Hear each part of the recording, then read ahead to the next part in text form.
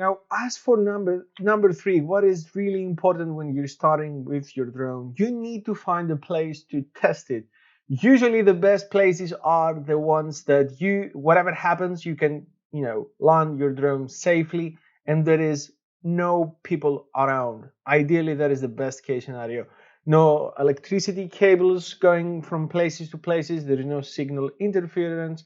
So usually open places without trees, without places that you can fly your drone and you cannot see the drone, which is another worst case scenario. But the best things to go is maybe an empty parking lot or a place that there is a wide plain, a field that there is nothing on that field. So you want to make sure you understand what everything does on your controller and how the drone moves in the air. So find a place that you can fly before you go out and try to get some photos, try to get some videos, see what, if those videos look smooth when you go back home. And I can tell you that probably not going to look smooth, but practice makes perfect, or at least practice makes better. So be safe out there. Go in places that people do not go, do not visit.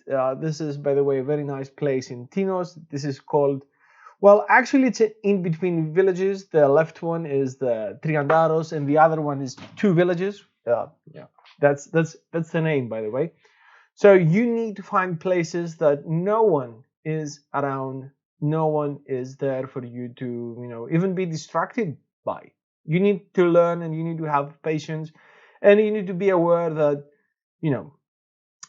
if you don't know what a button does, you need to find out and you need to test it. So take your batteries, take your car charger or whatever, go ahead and test it. This is team number 3. So do leave a like, do subscribe if you want to learn more about this. Ask your questions down below. Until the next one, have a great rest of the day. Cheers.